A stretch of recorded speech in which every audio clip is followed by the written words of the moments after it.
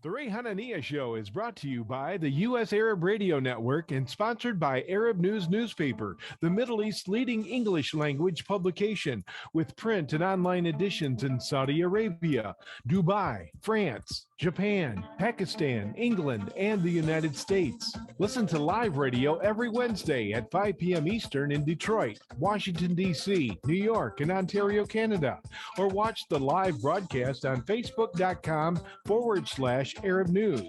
The Ray Hanania Show is rebroadcast in Chicago at 12 noon on Thursday. For more information on the radio stations, live Facebook broadcast, and podcasts, visit ArabNews.com.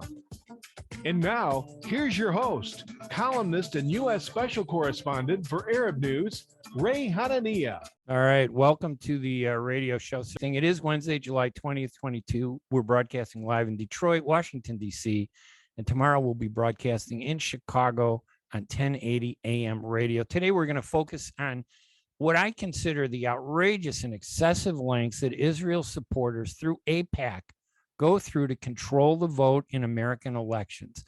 It's unbelievable. We have two segments today. In the first segment, we're going to talk with Huwaida Arraf on her candidacy in Michigan's 10th district and the attacks that are coming from the pro-Israel and AIPAC extremists who are trying to control America's elections. And what I have to say about Huwaida is she's smart. She's always right. I don't think I've ever, well, we may have disagreed on some minor stuff, but you are talking about all the issues in Michigan's 10th district that the people care about. And groups like AIPAC are trying to focus on one issue to hurt you. Later in segment 2, we're going to talk with Dale Sprusansky. He's the assistant editor at the Washington Report on Middle East Affairs. And we're going to talk and focus on AIPAC. They spent more than $6 million and they defeated the reelection of Donna F. Edwards in Maryland's 11th district simply because she didn't agree with all of the votes that they wanted. Huwaida, welcome to the program. And again, I apologize for the little burp in our start there. That's quite all right. Thank you for having me, Ray. It's good to be with you. Tell us about yourself. I love on your website that you identify yourself in so many ways and then say, and a mom. I think that mom resonates with voters, doesn't it? Yes, it does. I mean, and for many people who are parents, it's the most important job that they have. So I definitely want to put that out there. I'm a mom of 2 elementary age school children, a 7-year-old girl and a 9-year-old boy. I am also a longtime human rights activist and I'm a civil rights attorney. I was born and raised in Southeast Michigan. My parents came to this country when my mom was 9 months pregnant with me, and I'm the oldest of 5 children now. And they left Palestine. And as you and probably most of your listeners know, right, the situation in Palestine is horrific. It's probably worse today than it was when my parents immigrated, but they left the violence, the occupation, the complete lack of freedom and opportunity in order to give their children a chance at freedom and opportunity. They came to the United States, and I am so grateful that I got what my parents came here for.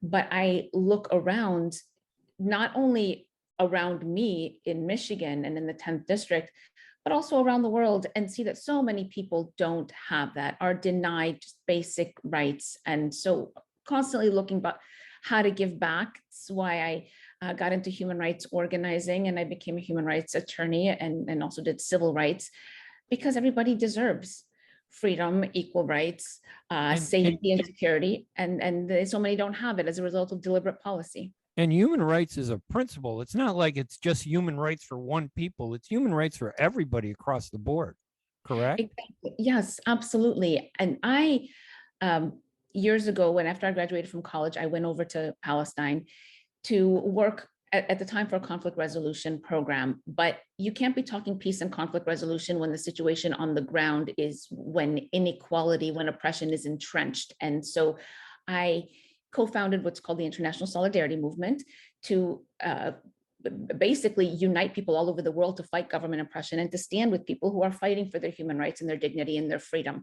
And when people ask me about that in my campaign here in Michigan today, it resonates that that Palestine might be halfway across the world, but everybody everywhere deserves basic rights, and the right to live in freedom and with dignity is something that everyone understands. So I say, yes, what's happening here in Michigan is not that different. I mean, it's different from what I saw in Palestine, and people's homes aren't being razed over their heads, or soldiers aren't grabbing kids from their beds in the middle of the night, but people's rights are being violated here. When you as a parent have to decide between heating your home and putting food on the table, or when you have to send your kids to school and not know if they're going to come back safely to you, your rights are violated. You're not living free. And again, this is all about policy that's keeping people down, that's denying people their rights. And I understand that, of course, AIPAC, which is this powerful lobbying arm that pretends like, they're interested in American interests, but they have one goal, and that's to destroy anybody who questions a foreign government named Israel. Israel is not an American citizen. Israel is a foreign country. And it's almost like we have to prove that to people. But what I like about your campaign, because I've been looking at it very carefully, and what I like about another candidate who ran and won here in Illinois, Abdul Nasser Rashid, he's Palestinian, you're Palestinian. Yes, people are bringing up that issue, but almost 99% of what you talk about is what's needed in the district. He didn't run out there. He didn't wear Palestine on his shoulder. I know he's Palestinian. I know you're Palestinian, but it always comes down to voters.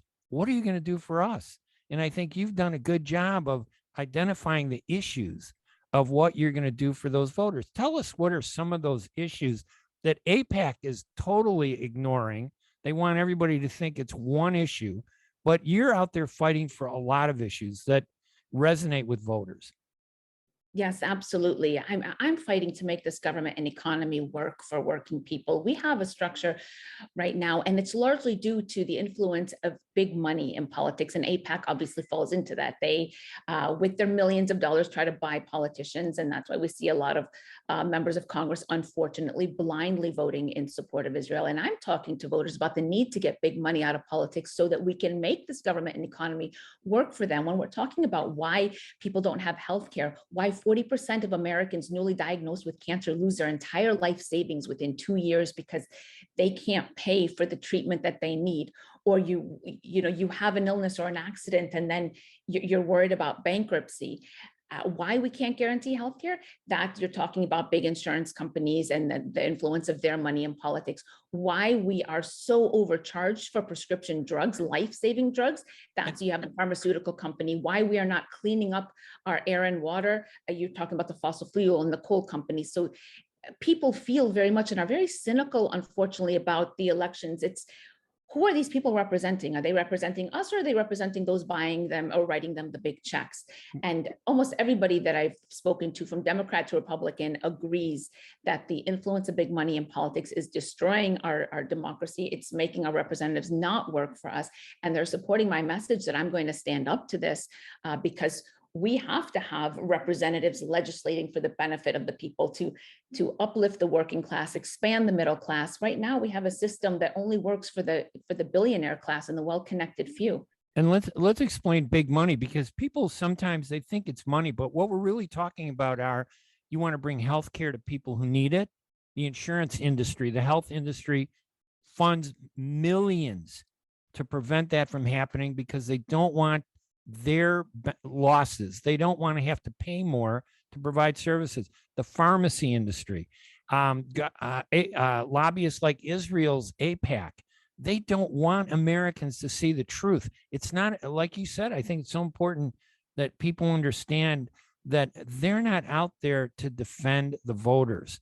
They're out there to protect their interests, which are outside of the district. You're the only voice fighting for that right to defend those voters, healthcare, the pharmacies, jobs, all that stuff. What do you hear from people in response to this ugly campaign that I have seen AIPAC and their supporters fund against you?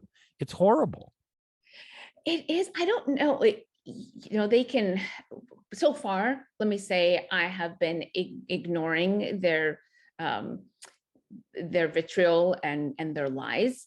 I don't want to give them any more attention than, and they don't deserve any attention, again, because it's all based on lies. And when I'm at voters' doors they're talking to me about the things that concern them, and so far have not heard or seen any of AIPAC or the staunch pro-Israel activists' lies. Now, that might change if I pass the primary and AIPAC starts investing more money in running their lies on television. So far, there haven't been any television commercials against me, and that's the easiest way to reach a lot of voters. Mostly it's been on social media and some print stuff. But I've just been focusing not on their vitriol and their lies, but on what I'm listening to voters and what they need. And what are voters telling you? Obviously, the economy is really hurting people, and I obviously sympathize with that. And it's not that there's a quick fix, but also want people to realize there's a lot of price gouging going on, and we have a lot of representatives not voting to stop this price gouging because those who are running the companies that are that are overpricing and gouging consumers are the ones that are also paying off our elected representatives. You have people very concerned about guns in our society, and there you're looking at the gun manufacturers, the gun lobby that has for so long prevented any kind of meaningful legislation on gun safety in our society. This is impacting people every single day. And then I'm talking to them about my plans to bring manufacturing home, to address a lot of the supply chain issues. My district specifically is a manufacturing district. And for example, my father was a UAW GM auto worker, and the plant that he worked at for decades to support our family shut down, jobs going overseas. We need to bring that back. But these are some of the issues. Schools also is another one that I hear a lot about. Right now, unfortunately, the quality of the education that our children gets depends on where they live. A city in my district, they're shutting down one of the last elementary schools in there because they don't have the funding. And what happens then is you have some people that are able to send their kids to private schools, but so many people that are suffering from the lack of quality education. So all of these issues are what people are concerned about here. And if my work on Palestine comes up, I'm proud to talk about the work in the sense that, yes, I have committed my life to fighting for people's human rights because everybody deserves human rights and dignity. And do you know that $4 billion of your tax money goes to support Israel human rights abuses every single year? That outrages people. And when you go out there, obviously, you are in a, I think it's like, isn't it a 50-50 district, Republican and Democratic? So you have a good shot at winning this election. And I think when people realize that, maybe they're going to open up more and support you. I know there's a big audience of Chaldean Christians out there. You're a Christian yourself, correct? Yes. And I'm Christian. And obviously, I don't see any difference. I'm Christian by religion, but Muslim by culture, I always tell everybody, Exactly. because we work together all the time. But Christian Arabs and Chaldeans and Middle East people, they need to step up and support you because the alternative is horrible. The alternative to you in that district would be terrible. Yes. So we have running as well, first, let me address the issue about the district. It is a very important district and one that will be heavily focused on after the primary. In the primary, it hasn't gotten the attention it deserves, but with the redistricting, we are now the only district in Michigan that is considered a swing district. So Michigan now has 13 congressional seats. 6 of them are expected to go Republican, 6 of them are expected to go Democrat. Michigan's 10th congressional district is a 50-50 seat, so it could go either way. The Republican that we have running is John James, who ran for Senate twice, so he's very well funded. He's endorsed by Trump, but he doesn't even live in our district. So he's trying to buy the people of this district with his millions. But before I get to John James, I do have a primary that it remains to be seen. Hopefully I will come out on top, but it is an uphill climb. Because one of the people I'm running against, he's not an incumbent, but he has been around Macomb County specifically for the last 5 decades. And so there's a lot of name recognition. And although there are a lot of people at the doors and elsewhere that tell me we need change, and I am a big supporter of that. I think that if we keep electing the same kind of politicians, then nothing's ever going to change. So we do need change, but name recognition sometimes is the name of the game. So I have been trying to motivate more people to support. And as you said, our community has been slow to come on and support for a variety of reasons, unfortunately. So it's been a struggle getting the resources to be able to do the voter outreach. But one of the things that has been very interesting is we ran a poll a couple of months ago, and that poll showed that if the election was today and voters were just going on name, this opponent that I have would win by double digits. He would beat me and everybody else. Because his name recognition has been out there for a long time. Yes, because everybody knows his name. But then we read the voter, everybody's biographies and their issues. And then I move ahead slightly of this person. And then we read the voters' positives and negatives about everyone. And for me, I included negatives like all of the horrible things that AIPAC and the like throw at me, like I am anti-Semitic or I am a terrorist supporter, all of these lies just because they'd probably hear them. And at the end of the poll, when we repolled everyone, I actually beat this guy, the considered front runner who has the name recognition. I beat him by 11 points. That shows you that my message resonates with people if they hear it, if we can reach them. And the attacks on me for my Palestine work don't lose me very much support. Good. Which is great because of this district. And I'll let you go and then I'll tell you another thing. No, sorry, go ahead. Oh, I was going to say, because this district and specifically the Macomb County part of it is considered like a bellwether as far as American politics goes. And you always have pundits talking about how Macomb County votes because it really is, it's traditionally the home of the Reagan Democrats. You have a lot of blue collar, working class, union type voters here, and that's middle America.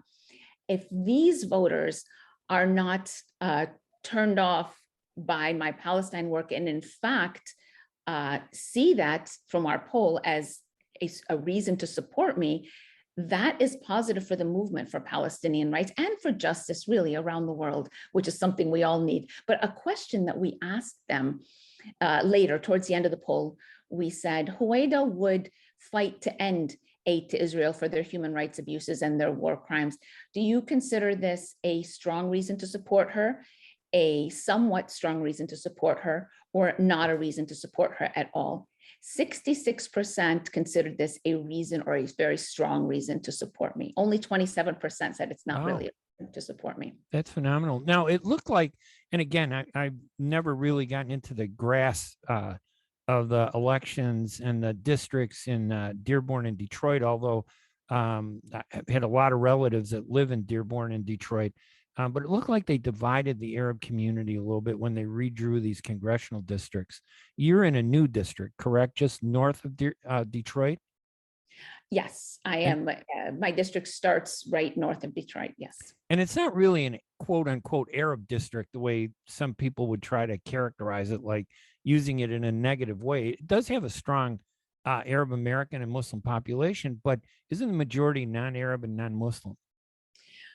Well, it's hard to tell because Arabs don't have their own box on the census, right? So exactly. It is a 78% white district, but we are white according to the district, to the census. But there is very strong Arab presence here. Arabic has become now, according to a recent article that I've seen, the second most common language spoken after English in the House. And we have at least one of the cities here, almost a third of the population is Chaldean.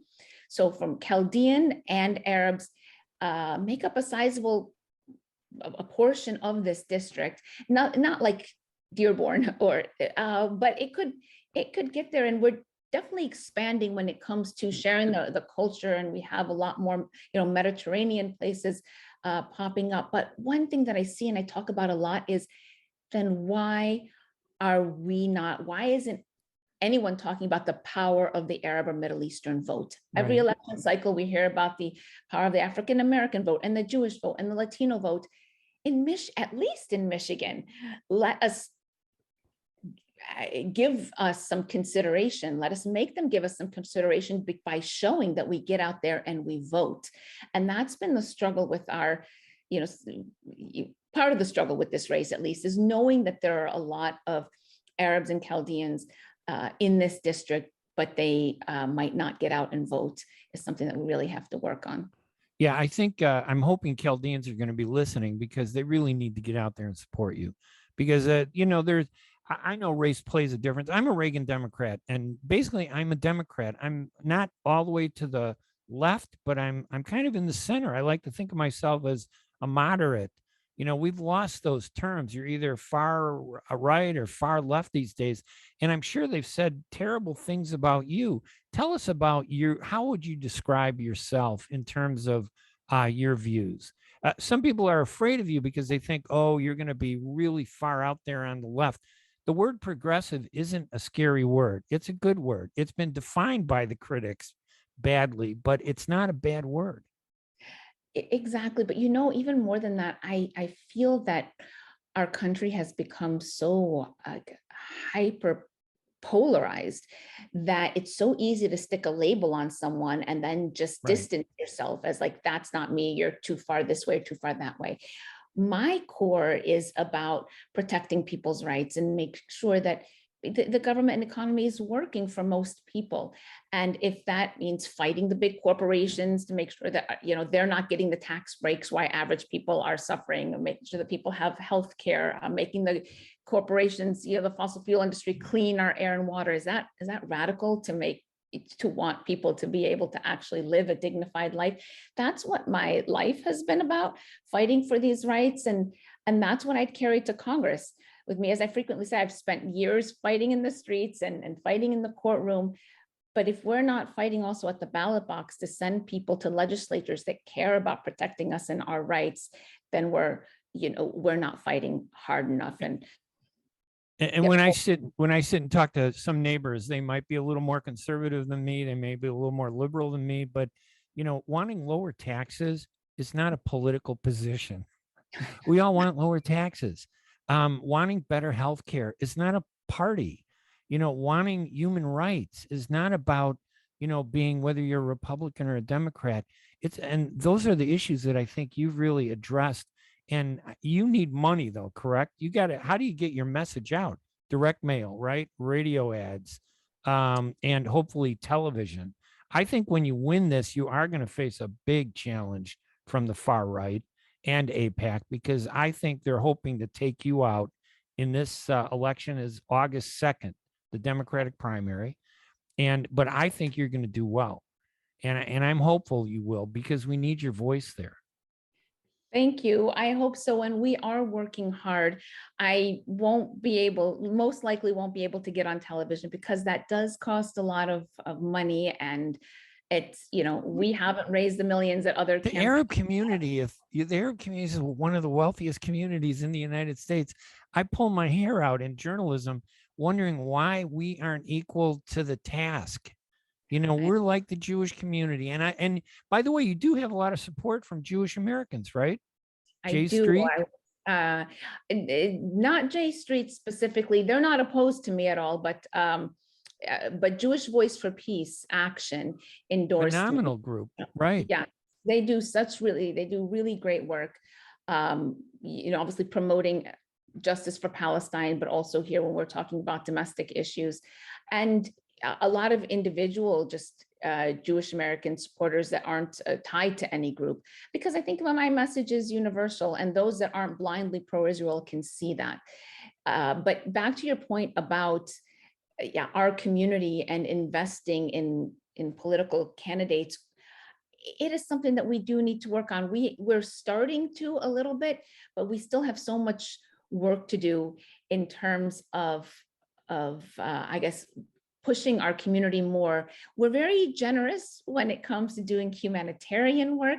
But one thing that I say is, if you're not doing the work to change the political situation that leaves people in need of humanitarian aid, whether it is locally or overseas, whether it's donating to Yemen or Palestine or Syria or any of that stuff, then we're not doing enough, because people, no matter where they are, don't want to live on humanitarian aid. They want policies that will allow them to live a dignified life. So yes, let's continue to do the charitable work that our religion and our morality calls us to do, but let's also invest some of that in electing people, helping to elect people that will enact better policies. And so I definitely invite your listeners to find out how to get involved with my campaign, HuwaidaForCongress.com. I can also leave a phone number. They can certainly donate. We need it, but also volunteering to just try to reach more people in these final days before Election Day on August 2nd.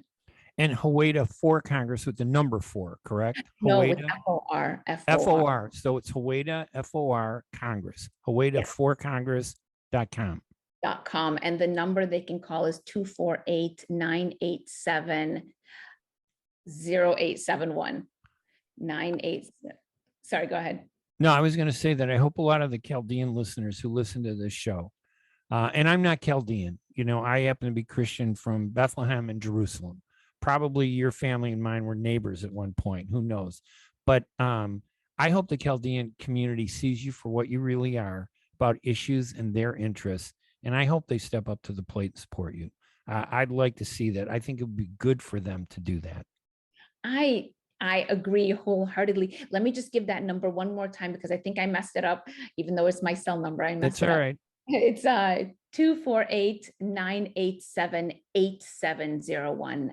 So 248-987-8701. And yes, with regard to the Chaldean community, I mean, and Arab American community as a whole, I know that we are successful in business and in many different areas of life, but we are not represented in politics. We need more of our voices there in order to be more integrated into this society, in order to have people that understand our issues, that can help fight for our issues. And there's this misconception that, Republicans are better for business. I am a supporter of small businesses that many Chaldeans and Arab Americans have here, a big proponent of not only incentivizing small businesses, and especially when we're talking about minority communities starting small businesses, but also in leveling the playing field, because we have so many mega corporations here and monopolies that are squeezing out our small businesses, and we need to fight that, and I will. All right, Huwaida Arraf, our guest today, running as a Democrat in the 10th District in Michigan, right on the northern part of Detroit and Dearborn, a big community of Arab Americans, Chaldeans. That election is August 2nd. It's coming up fast. Huwaida, I'd love to have you come back after that election to talk about what's going to happen in November. All right. And I'm keeping my fingers crossed, not going to jinx you, but I know there are a lot of people that are out there supporting you. Inshallah, I hope so. Thank you. We're optimistic. We'll do this. Happy to come back. Thank you. All right, you're welcome. Huwaida Arraf, our guest. Her website is Huwaida for Congress, and it's FOR Congress.com. Visit her, get information on her, and reach out and help her. Thank you, Huwaida. Thank you. All right, we're going to take a quick break here at the Ray Hanania Show. And when I come back, we're going to talk with Dale Sprusansky, who's going to give us an overview of all the horrible things that AIPAC does with its money. I wonder why we don't have an Arab PAC that can go toe-to-toe with AIPAC. I would love to see that. We're going to take a break. We're going to be right back right after these messages. ArabNews.com, bringing you breaking news from across the Middle East and the latest on Arabs in America. Get inside the latest headlines with expert analysis and insights at ArabNews.com. Join over 5 million Facebook fans and over 10 million monthly readers. ArabNews.com, news that matters to you. Yeah, clap your hands. If you're happy and you know it and you really want. 5-year-old Lila and her mom are on their way home from Grandma's, singing Lila's favorite song. A few blocks away, 25-year-old Dylan is visiting friends at a small party. He finishes off his last beer, later, skater, gets in his truck, and starts for home. Mom and Lila turn onto Maple Street. If you're happy and you So does Dylan.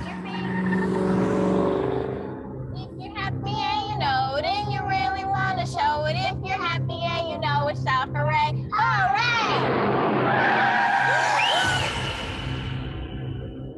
Every 50 minutes in the United States, someone dies in a crash involving a driver impaired by alcohol or drugs. If you're impaired and you know it, don't drive. Drive sober. A message from the Michigan Office of Highway Safety Planning. Imagine you're on a train track. Somewhere miles away, a train is headed your way. You can't see it yet, but it's coming. Slowly but surely. If you have prediabetes or you're at risk for type 2 diabetes, you may be on the wrong track, and diabetes could be heading your way. Bit by bit, the danger is getting closer and closer. So should you stay on the track you're on now or move to make a change and reduce your risk? If you have prediabetes or you're at risk for type 2 diabetes, you may qualify for the National Diabetes Prevention Program in your local community. This one-year program could be the ongoing support you need to put you on the right track. Not only did participants lose weight, they cut their risk of type 2 diabetes in half. Ready to get on board for a healthier future?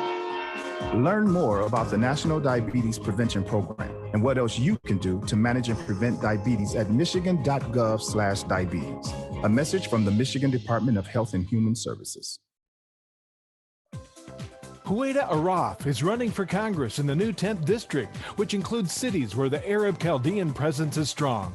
A Christian Arab from Palestine, Huwaida is a civil rights attorney and a longtime champion of rights for all people, including Arabs and Chaldeans, here in the United States and around the world. Visit HuwaidaForCongress.com to get more information on her candidacy and why she needs your support in the upcoming August primary. Give your vote a voice and help elect a representative of and an advocate for our communities. Vote for Huwaida Arraf on August 2nd or by absentee ballot.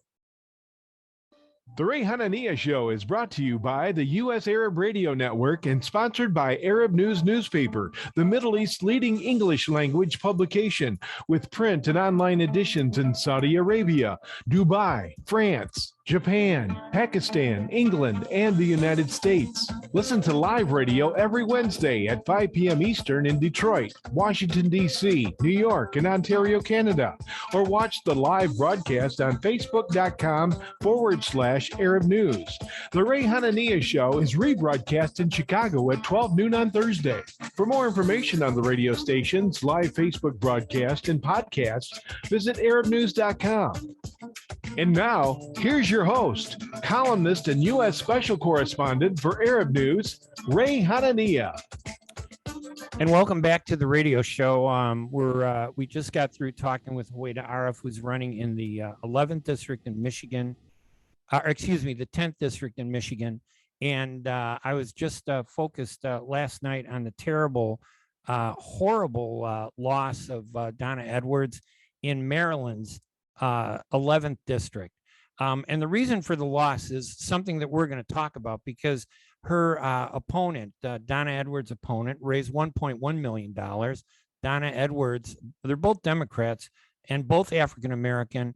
Donna, who served in Congress, I think 5 terms, maybe 4 or 5 terms, she raised about $1 million. But what AIPAC did, because they didn't like the fact that Donna Edwards wouldn't embrace every piece of legislation that they demanded, they poured in $6 million into that congressional race to defeat her. And they did defeat her.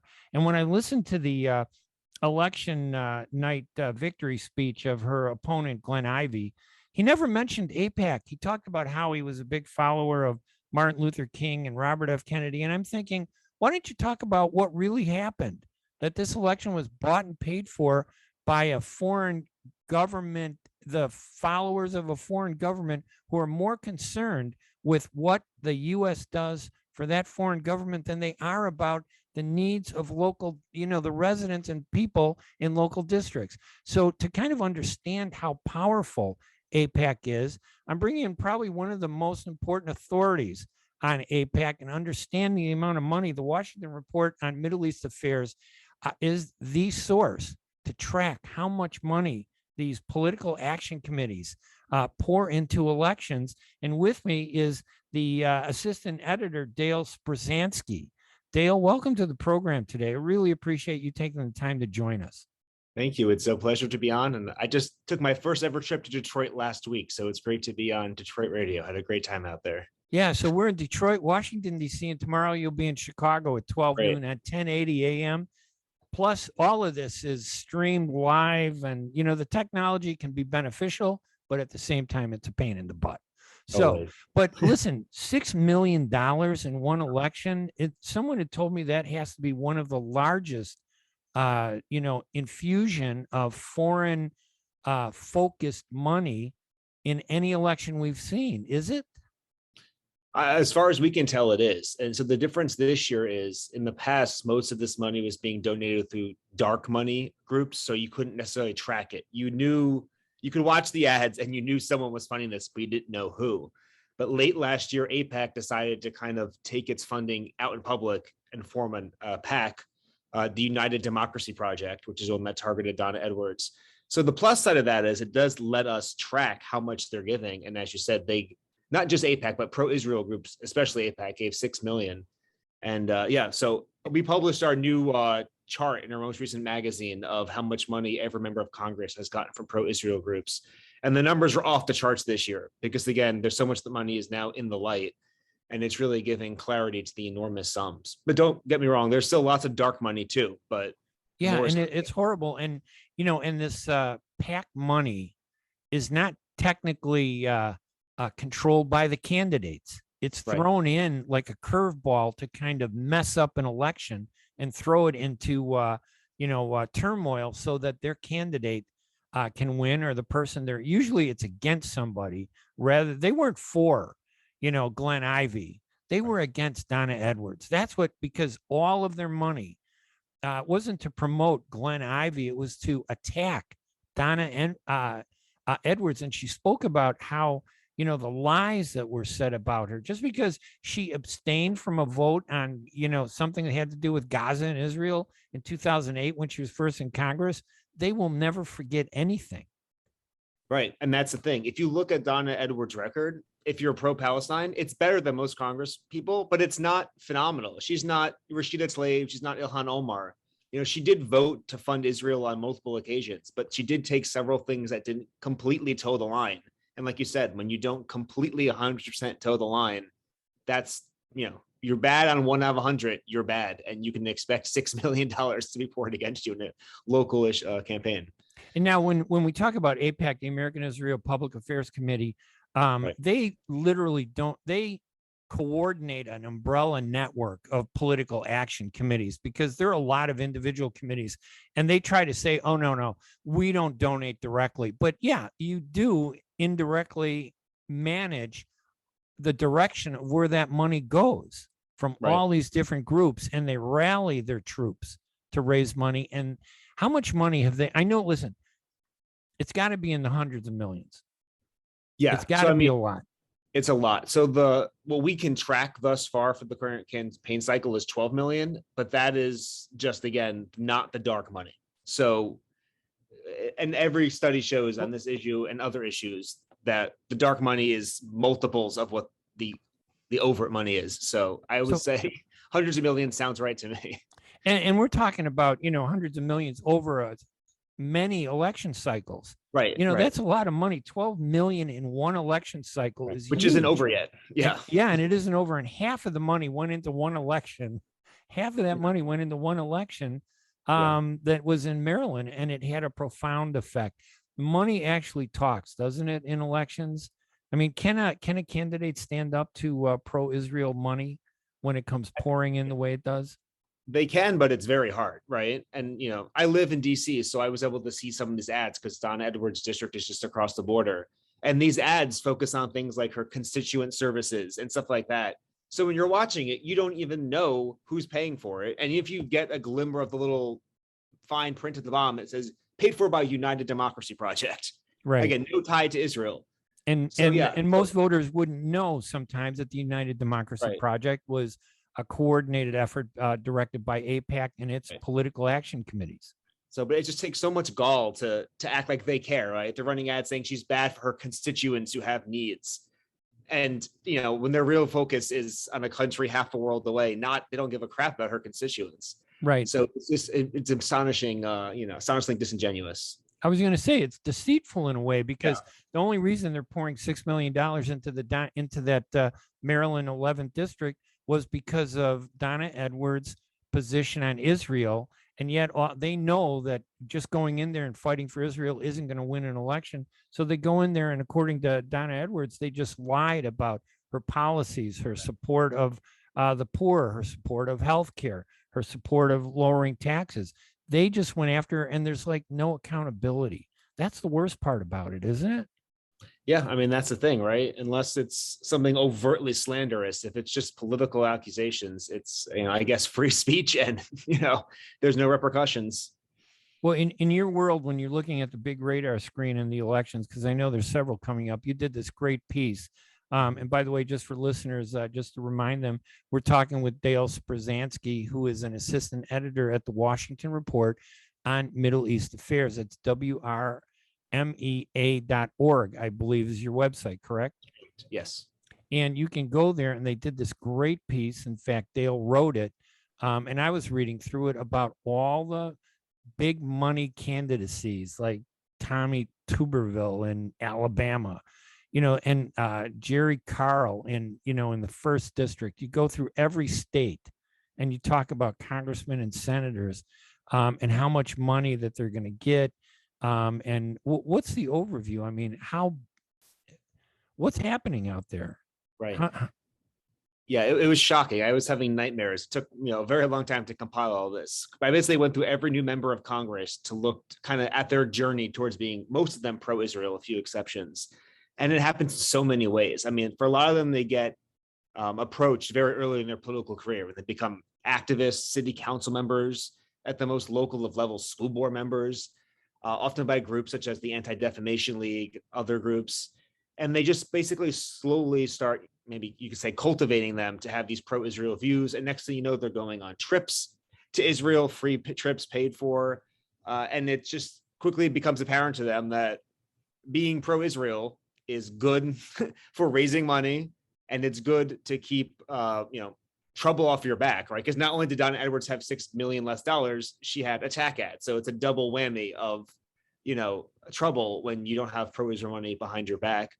But yeah, and it's just you see this throughout their career, just endless statements about, you think about it, why does my city council member passing a resolution supporting Israel and Operation Cast Lead, when there's an outburst of violence in Gaza? But you see these things, especially down where I'm from originally in Miami, where there's oddly amongst the Cuban politicians support for Israel, which is baffling to me.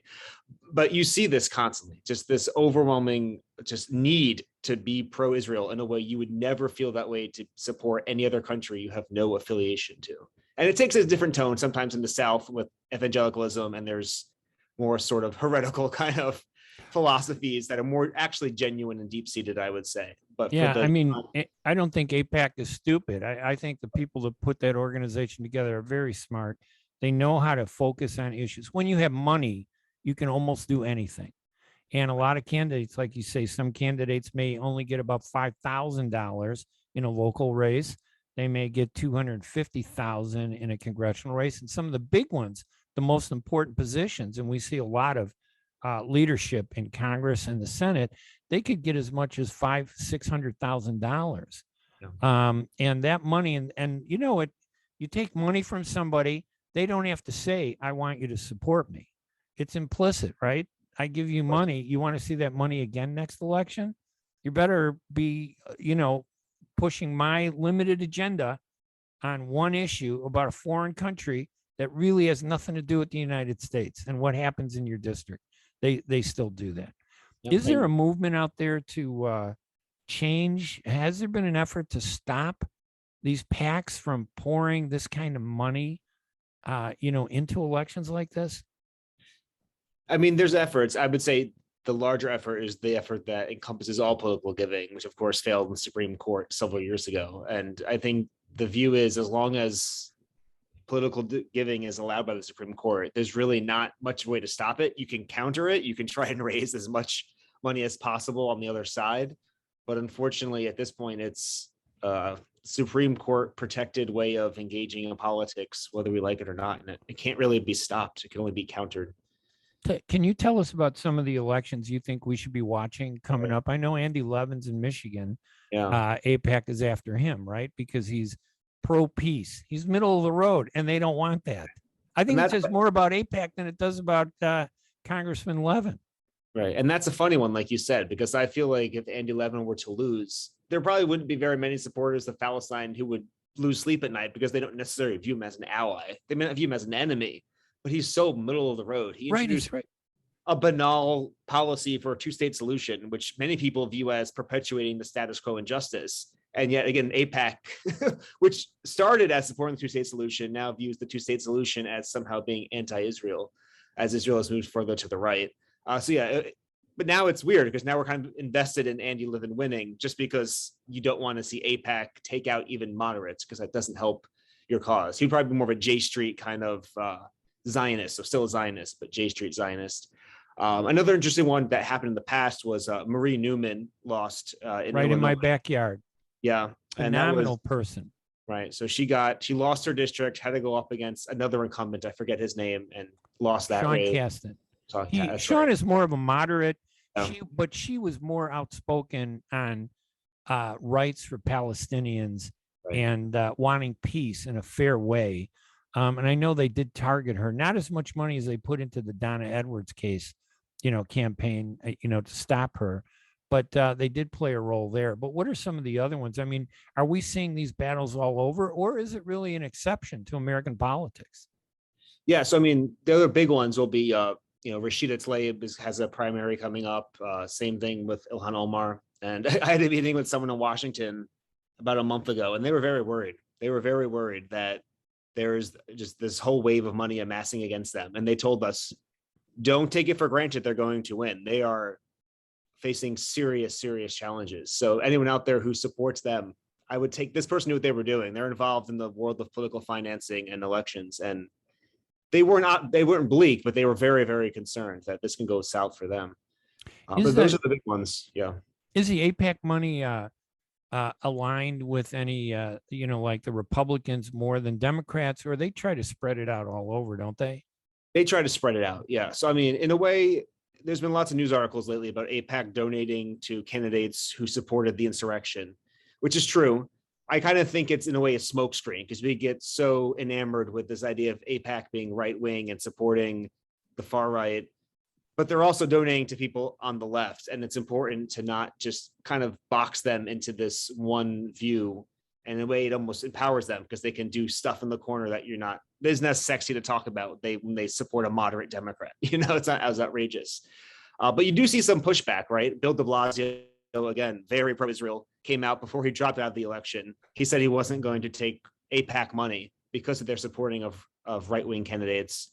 There was I saw this famous or popular Twitter video was going around of a Jewish woman, confronting her member of Congress who's a Democrat for taking AIPAC money. And she used the fact that AIPAC is supporting insurrectionists against them. So I think it's kind of a dubious strategy on AIPAC's part. I don't see why they feel the need to align with these people. But I also don't think people who are anti-AIPAC should fixate on it too much because it kind of obscures the reality of who they are. They are not a run-of-the-mill right-wing group. They are a Zionist group who's interested in all of America supporting Israel. Had you heard about any of the congressional candidates returning money? Because I had heard Sean Casten return the money that he got from AIPAC. I don't know if you heard that.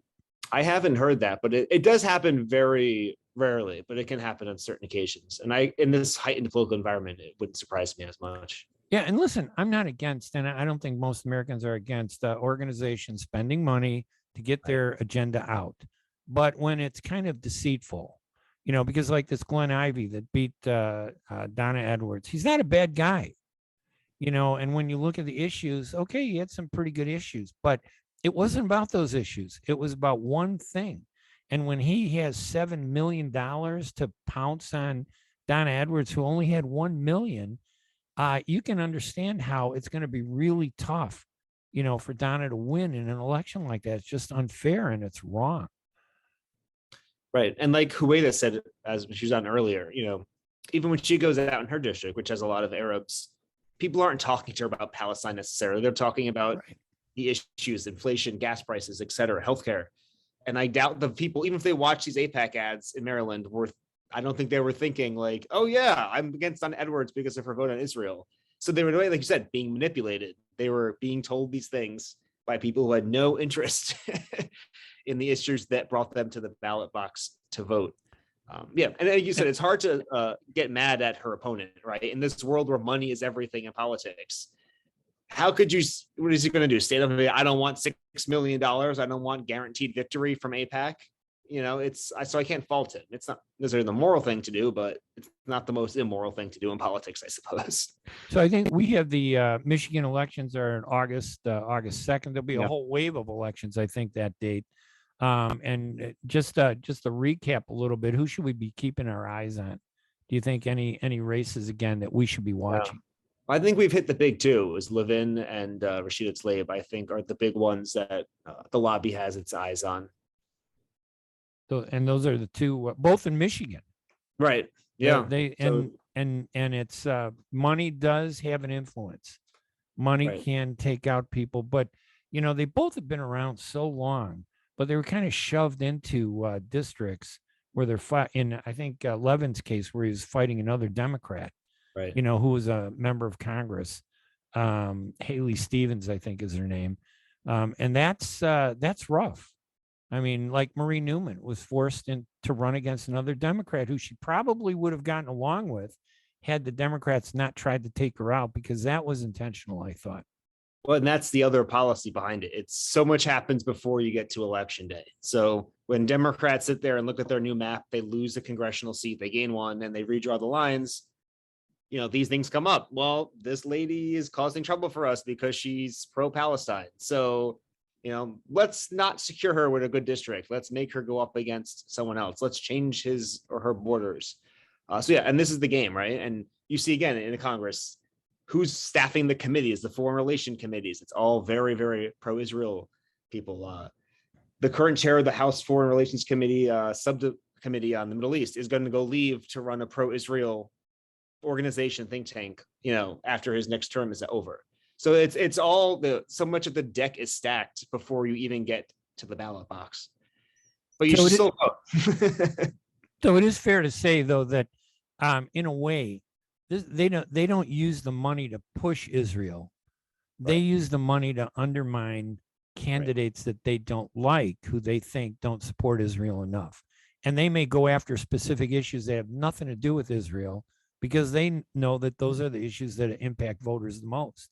That's right. I mean, it's very rare. Maybe in very, districts that are perceived to be very Zionist in South Florida, New York, or California, you'll see ads actually mention Israel. But for the rest of the country, 90% of the districts, no pro-Israel ad is going to mention Israel, because, again, they know the average American is going to sit there and say, why are they talking to me about Israel when I have 10,000 issues in front of me as an American? So that's their strategy, is to get you in a fury over something other than the issue they're wanting you to vote for. I have to say, I'm a great disappointment in J Street. I always felt, that they were going to stand up and kind of offer a counterbalance to this. And absolutely, there's nothing wrong with somebody being Jewish wanting to support Israel. That's absolutely their right to do it. And the fact that they spend more money on Israel than Arabs spend on Palestine or Middle Eastern countries, that's not their fault. That's our fault as an Arab community. But it does concern me that not enough money goes in to help the victims of AIPAC. I mean, when AIPAC targets you, who do you go to? Is there another PAC that's significant enough that supports like pro-Arab candidates or even pro-peace candidates who are middle of the road, who say, hey, I don't want to favor anybody. I want to favor the Americans. That's not acceptable to AIPAC. Right. No, like the closest would be J Street, which is, like you said, Zionist light. But there's really not, I don't know if we even did it this issue. Some issues we do just for fun, divulge how much pro-Arab money was in elections. And it's always just, millions, and it's like $2,000 or $40,000, something astronomically small that we can track. So it's not being given in any way that would make any kind of difference in an election. And you've been covering this issue for how many years now? Because I've been reading these. I mean, lists. basically since the magazine was founded in 1982, this has been the issue that our founders, I mean, they were former diplomats who served their entire life in the region and were causing trouble in the State Department and other agencies, crying out. And they came back and they were still crying out and they couldn't retire. So they founded this magazine. And that's what we do. And the news story out of all of this is there's no Arab money, is there? There really isn't that much Arab money out there. I mean, there is some, but it's relatively insignificant when you compare it. And if it's being given any big sums, it's not being given under the name of Palestine or peace. It's being given, you know, for whatever other interests. I'm Arab and I support or don't support guns or anything else. It's being given for these causes, not for Palestine.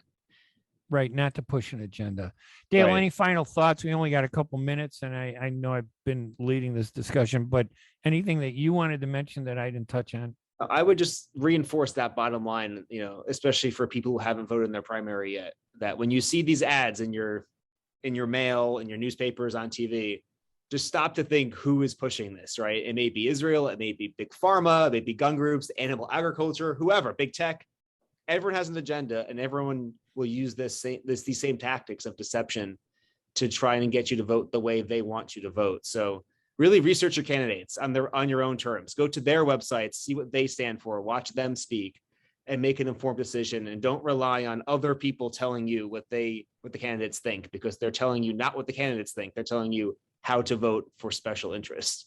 And if you want to understand where money's coming from, especially when it may have something to do with the Middle East, go to the Washington Report on Middle East Affairs at WRMEA.org. They got a phenomenal list of all that money, which candidates get them, which elected officials get it, the total. You can go year by year. I've been to the site. I've looked at it. And I think there's another site called opensecrets.org that also looks at it. Just phenomenal. Dale, listen, thank you so much. Tell Delinda Hanley and everybody over there at Washington Report that I say hello. They're good friends of our radio show, and I really do appreciate it. Thank you so much. It's always a pleasure. All right. Our guest, Dale Sprusansky, who is the assistant editor at the Washington Report on Middle East Affairs magazine. Their website is WRMEA.org. And also, don't forget our first guest, Huwaida Arraf. Her website is HuwaidaForCongress.com. HUWAIDA 4FOR Congress.com. I want to thank both our guests for coming on and talking about all these issues. We'll be back next week on Wednesday to talk about more issues. And I hope if you're in Chicago, you're listening to our show on 1080 a.m. at 12 noon. Everybody, you have a great day. We will talk again later. Thank you so much, everybody. Bye-bye.